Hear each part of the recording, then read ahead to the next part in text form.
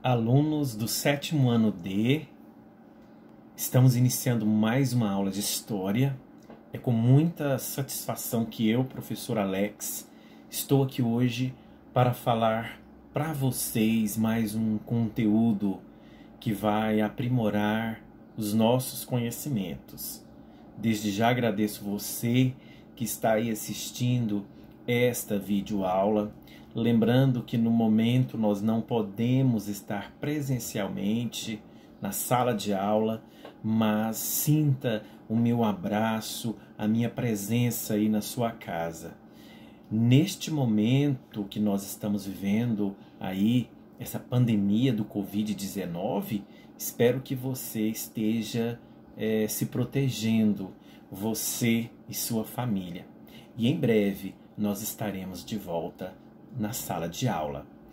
Bom, iniciamos hoje a nossa aula. Estamos ainda revisando conteúdos aí do segundo bimestre.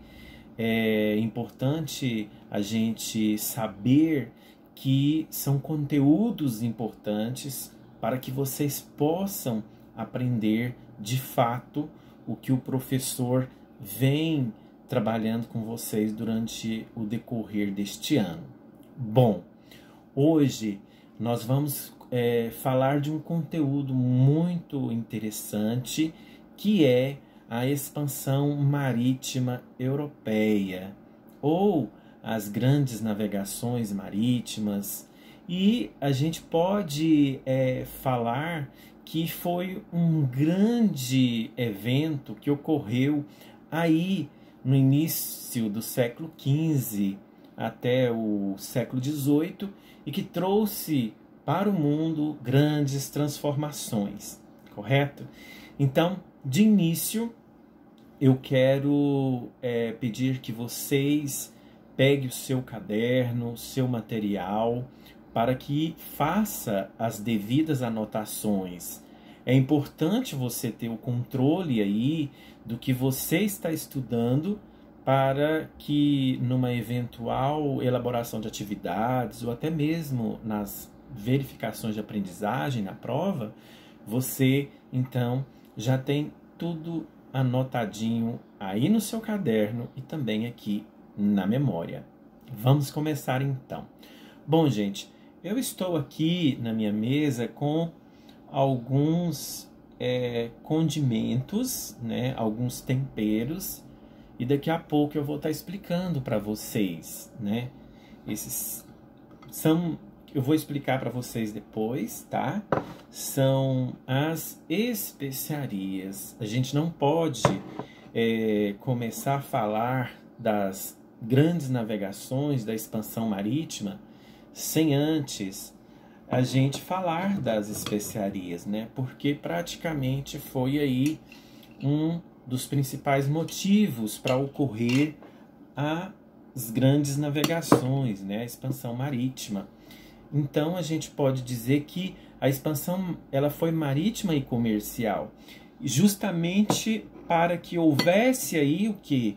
Para que houvesse de fato, né, a busca dessas mercadorias no Oriente, né?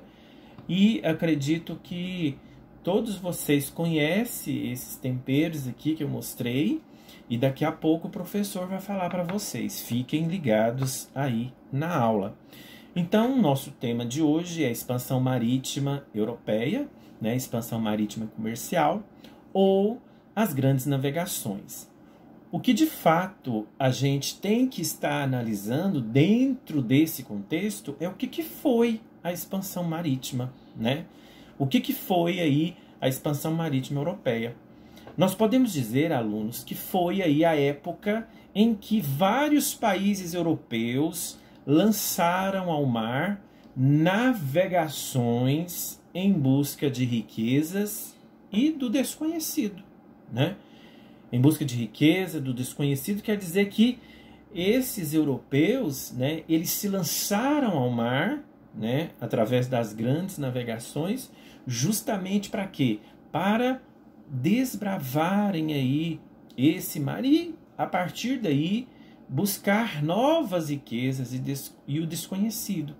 Foi através dessas grandes navegações, alunos, que foi descoberto a América, né, que é o nosso continente, né, o continente americano, por Cristóvão Colombo, e também foi a partir dessas grandes navegações que foi descoberto o nosso país, o Brasil, por Pedro Álvares Cabral.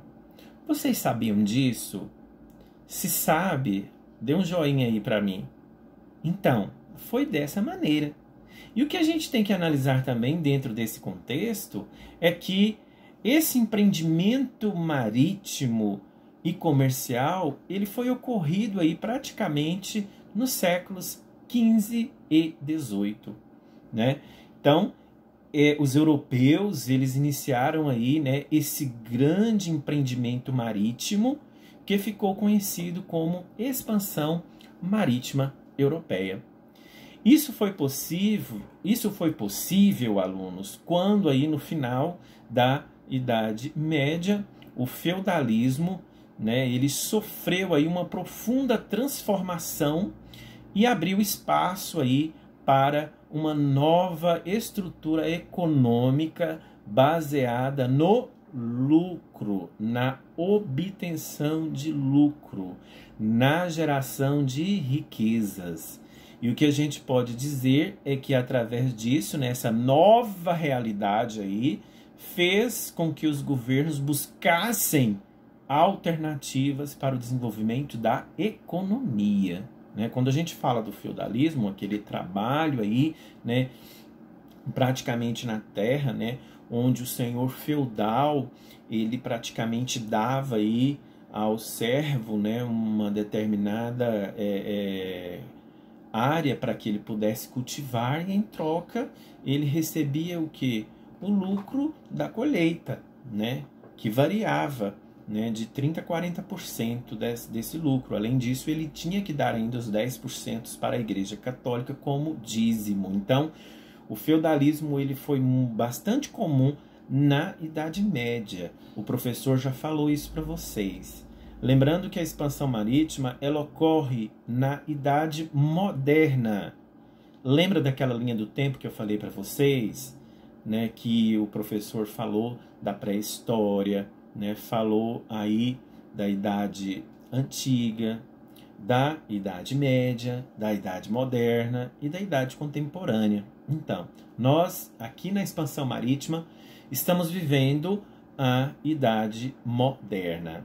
Dentro desse contexto, a expansão marítima europeia, ela teve como finalidade principal, alunos, a superação da crise econômica aí dos séculos 14 e 15 e o desenvolvimento aí da economia mercantil com a conquista de novos mercados, né? Então, eu posso dizer que esse evento marítimo, né, expansionista, né, porque foi um modo de expandir aí, né, a economia, né, procurar a economia para poder obter lucro.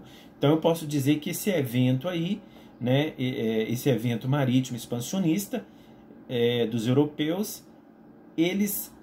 o objetivo deles era o quê? Era a busca das relações comerciais, que culminou ainda a descoberta aí de vários territórios, inclusive o território brasileiro. Então, é basicamente isso que nós vamos estudar, né? Eu já falei para vocês quando ocorreu, né, que foi entre o século XV e XVIII e contribuiu aí para que a Europa superasse a crise que eu falei para vocês do século XIV e XV.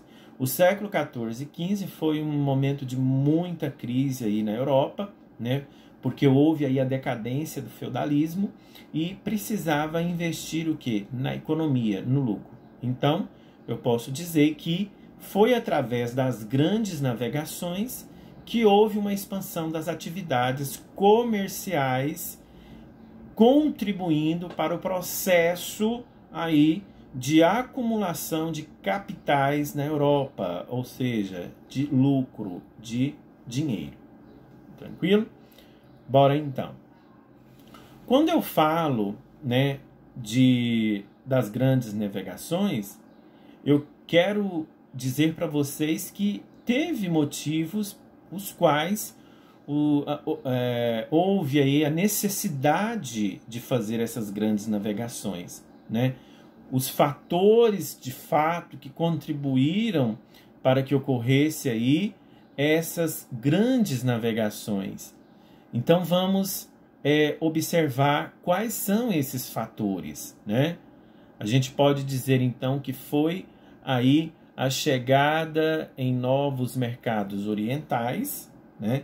Então nós podemos dizer que a motivação econômica, né? O comércio lucrativo, para quê?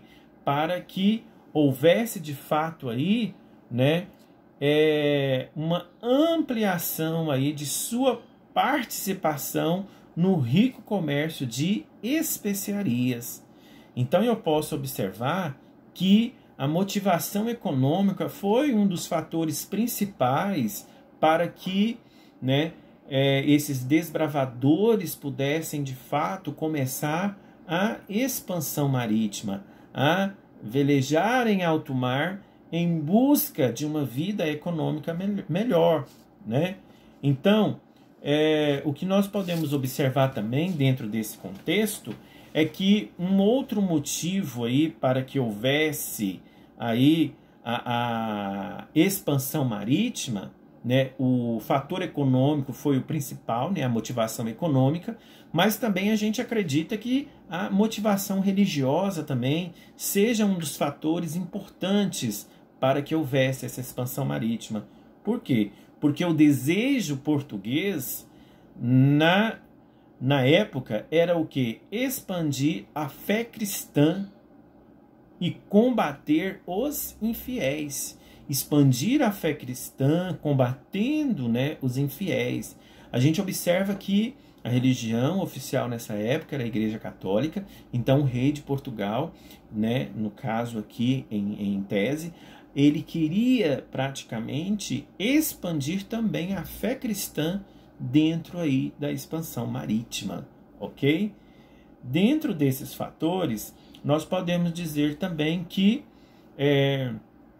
o novo acesso aí de metais preciosos para a troca de moedas facilitou muito a busca aí, né, de metais preciosos para poder fazer a comercialização, principalmente com a burguesia, né?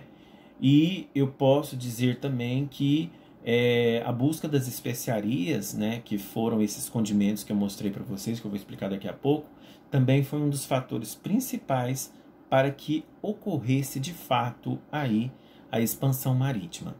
Lembrando também que dentro desse aspecto é importante a gente analisar que as especiarias elas eram muito importantes para o povo naquela época.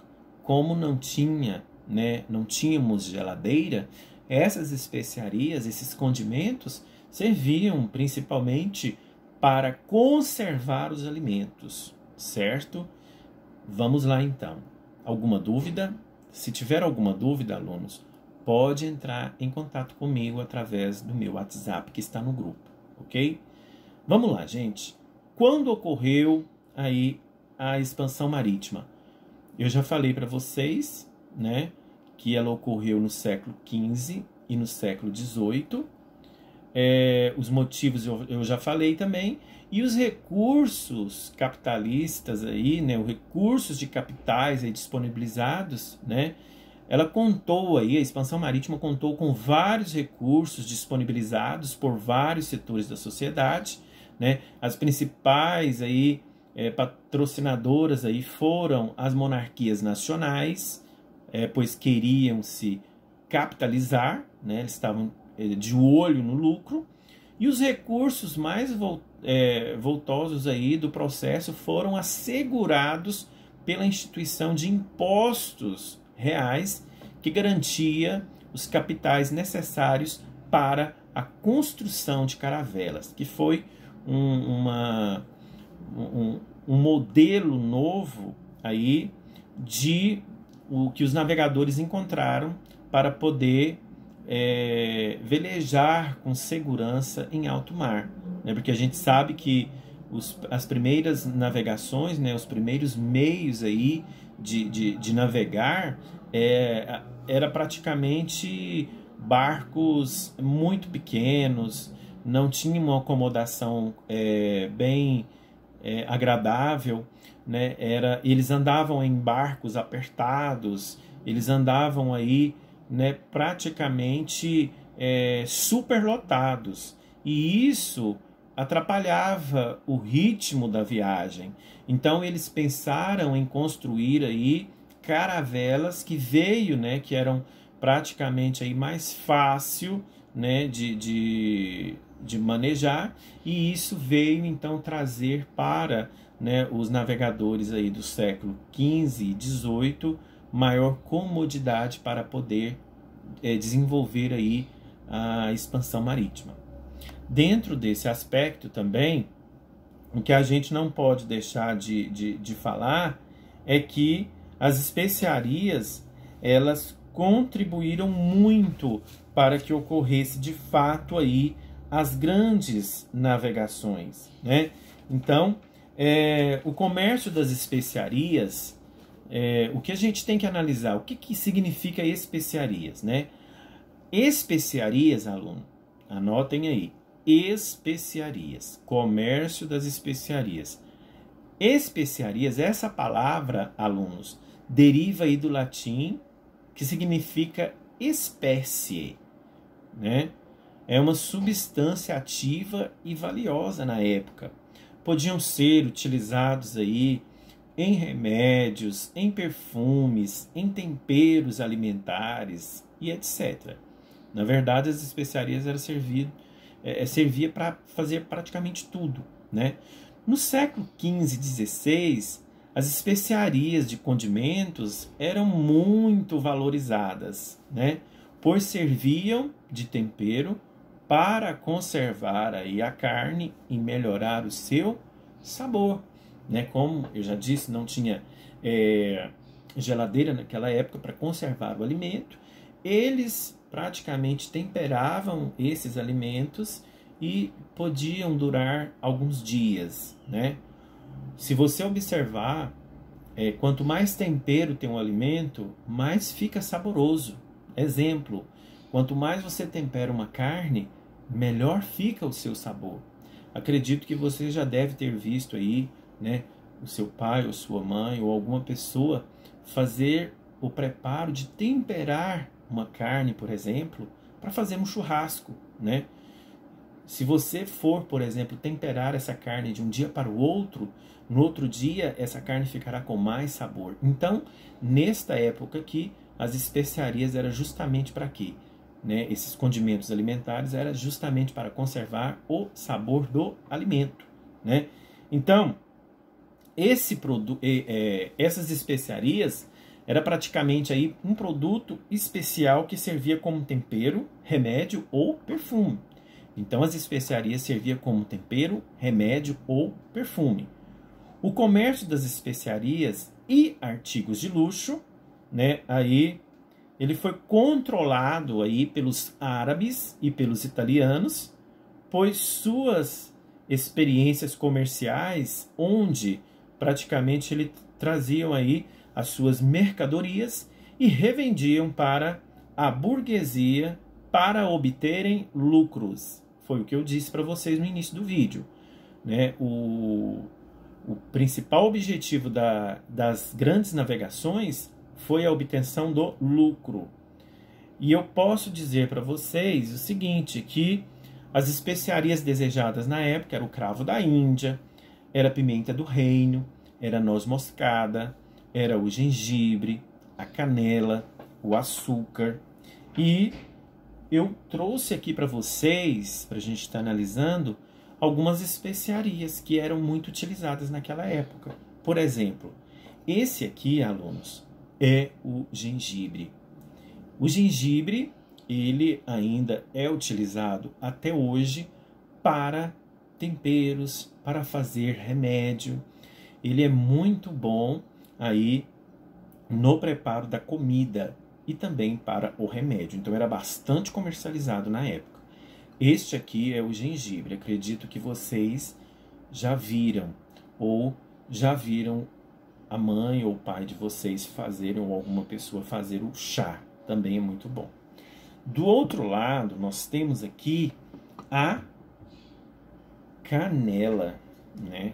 Essa aqui é a canela. Deixa eu chegar pertinho para vocês verem. Essa aqui é a canela de pau, mas tem ela também em pó, né? Então essa canela aqui, ela também servia para o tempero. É importante a gente analisar que tem um cheiro muito bom, agradável. Então ela praticamente também faz chá, coloca na comida, coloca no bolo, fica uma delícia. Então era muito utilizado nesse período, correto? Nós temos também aqui a pimenta do reino. A pimenta do reino todo mundo conhece. Ela é bastante utilizada também para temperar aí os alimentos, principalmente a carne. Fica com um sabor bem agradável. Então é muito bom. O cheiro é agradável também. Nós temos aqui também a pimenta, que era muito comercializada na época.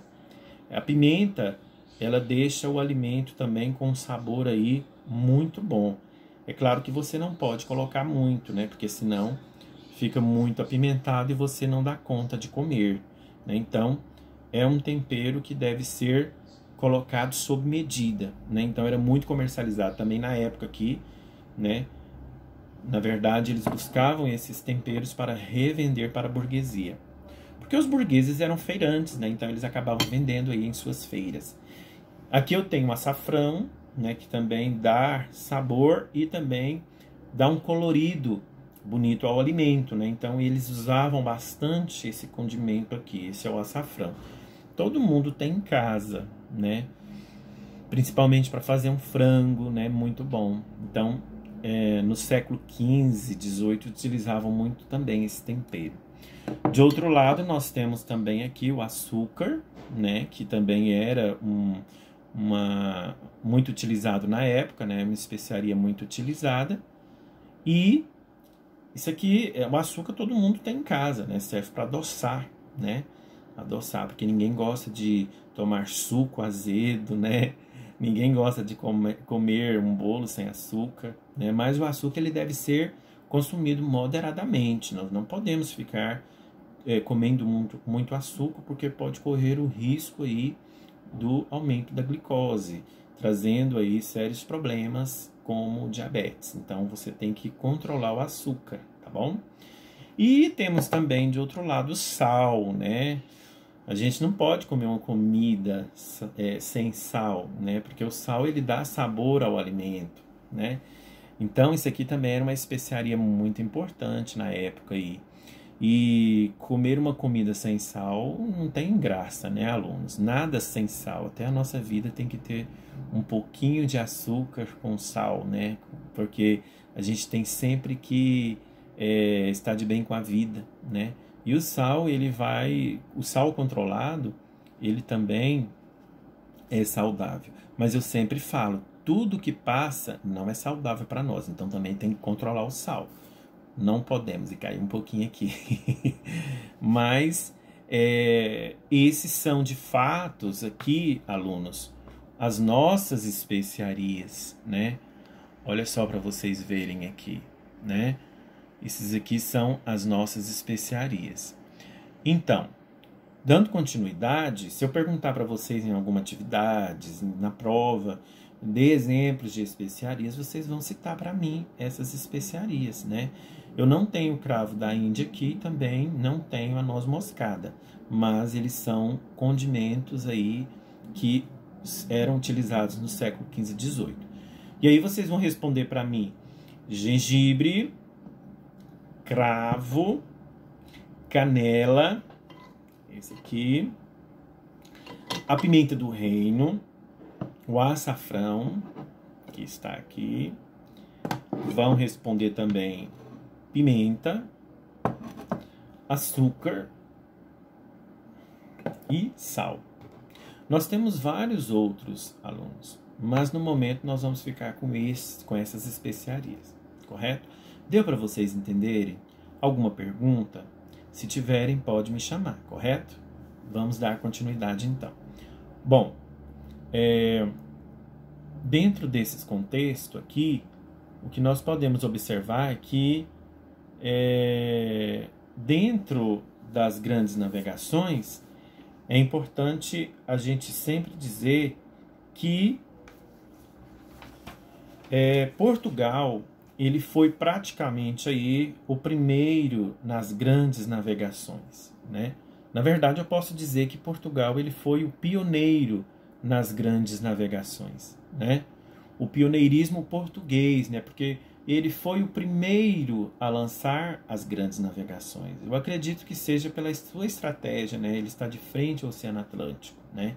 Então isso facilitou muito o pioneirismo português, né? Então quando a gente fala aí do pioneirismo português, a gente pode dizer que a centralização do poder, né? Ou seja, foi um dos fatores que contribuiu aí para o pioneirismo português, né? Porque Portugal ele foi o primeiro país aí europeu a possuir uma monarquia centralizada, um rei com controle sobre todo o território e os habitantes do reino. Então, ele tinha, na verdade, uma organização aí na monarquia, na sua monarquia, né? Eu posso dizer também que a posição geográfica, como eu falei para vocês, né? A posição geográfica de frente para o oceano facilitou Portugal ser o primeiro país aí a navegar, né? A Revolução de Aves, que ocorreu em 1385, né? Nesta revolução aí, o que aconteceu nessa Revolução de Aves, né? Os mercadores portugueses, apoiados aí por populações humildes do campo e da cidade, eles pegaram aí em armas contra o reino de Castela e conseguiram aí manter a independência de Portugal. Com a vitória aí sobre Castela, subiu ao trono de Portugal o rei Dom João I de Aves, que deu aí enorme apoio ao comércio marítimo e à navegação a longa distância, né? Então, a Revolução de Aves, que ocorreu em 1385, foi, na verdade, né, uma revolução que a população mais humilde teve, né? Criou aí para poder praticamente ter aí uma grande participação no comércio marítimo. Outra questão também foi a criação da caravela, que era bem mais potente, né? Era uma embarcação mais confiável, e também a experiência na navegação em mar aberto, né? Porque os portugueses eles tinham aí um conhecimento muito grande com a pescaria, né? A gente pode dizer também que eles pescavam atum, pescavam bacalhau, pescavam baleia, né? E dentro desse contexto aqui, no Reino de Portugal, a atividade econômica era bastante importante, pois a produção agrícola não dava para alimentar toda a população. Então eles tinham que investir em quê? Em pescados, né? Para que pudesse então de fato alimentar a população, né? E quando a gente fala do desenvolvimento das técnicas aí, a gente pode dizer dos avanços tecnológicos, né? Principalmente aí da invenção da bússola, da invenção do astrolábio, do sextante e também das próprias caravelas, né? Então, nesse período aqui, eles aprofundaram aí, né, o aperfeiçoamento dos mapas e portulanos da bússola e a invenção da caravela. E eu posso dizer também, alunos, que Portugal o principal fator que contribuiu para que ele pudesse ser o pioneiro, né? Gente, pioneiro quer dizer primeiro, tá bom? O primeiro país a navegar foram esses fatores que eu falei para vocês, né? Foi a centralização do poder, a Revolução de Aves, a experiência na navegação em alto mar e o desenvolvimento aí de técnicas e de conhecimentos necessários à navegação, que eram aí os avanços tecnológicos, ok? dentro desse contexto também, o que a gente tem que analisar aqui é que os dois países aí que se destacaram no período das grandes navegações e descobrimentos aí dos séculos XV e XVIII foram Portugal e a Espanha. Então, os dois países aí, eles se destacaram nas grandes navegações. Primeiro Portugal, depois Espanha. As caravelas, alunos, por conta de sua leveza aí e da forma de suas velas, foram uma invenção aí que tornou as viagens mais seguras e também mais rápidas. O seu uso foi durante a Idade Moderna nas expedições portuguesas e espanholas. Então as caravelas tinham esse objetivo aí. Dentro dessa questão, nós podemos observar também alguns riscos imaginários. Nós não podemos esquecer disso, né?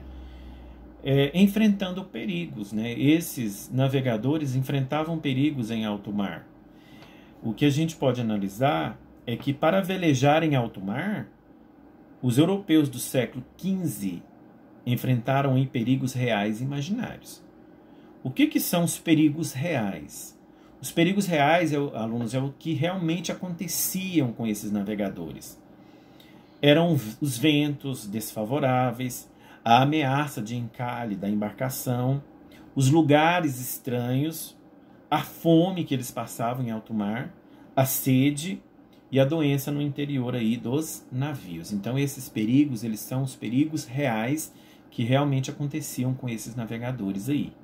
E os perigos imaginários é aqueles perigos que eles imaginavam que acontecia, mas de fato não aconteciam. Era o quê? Era a crença de que a terra era achatada como uma pizza e que aquele que se afastasse muito do litoral, ou seja, ali da costa, né, caíam no abismo. De que na altura da linha do Equador, os navios se incendiariam e o mar era habitado por monstros marinhos, né, por monstros terríveis, né? Então, nós temos aqui dentro desse contexto os riscos imaginários. Nós temos os perigos reais e os perigos imaginários, ok? Então, acredito que vocês compreenderam o que eu acabei de falar agora. E, na verdade, quando a gente fala desse contexto, a gente tem que estar analisando sempre aí, né, a condição, né, que esses navegadores tinham naquela época, né? Eles não tinham condições de estar navegando porque eram precárias as condições. Se a gente analisar as condições daquela época do século XV com o século XXI, que é hoje, nós praticamente mudamos muita coisa, né? Hoje está bem mais avançado a tecnologia, tá? Alunos, a concorrência espanhola. Bom, a Espanha, ela entrou também atrasada em relação a Portugal, pois ela estava aí expulsando os muçulmanos do seu território. Em 1492, foi aprovado aí o audacioso plano do navegador Cristóvão Colombo. Esse plano de Colombo, ele consistia em buscar o Oriente navegando aí a direção do Ocidente. Colombo, ele partiu de Porto de Palos com 3 caravelas, e essas 3 caravelas eram as seguintes: Santa Maria, Pinta e Mina. E depois de navegar aí por quase 3 meses, encontrou aí um continente novo para os europeus, a América. Então foi dentro desse contexto que o Cristóvão Colombo chegou a este novo continente, a este novo mundo que foi chamado posteriormente de continente americano, que é o continente que nós habitamos. A chegada de Vasco da Gama às Índias. Então, o navegador português Vasco da Gama, ele conseguiu chegar às Índias em 1498, tornando-se o primeiro grande herói lusitano moderno. Com esta descoberta, Portugal torna-se a maior potência comercial de sua época, que foi o que eu falei da questão do pioneirismo português, certo?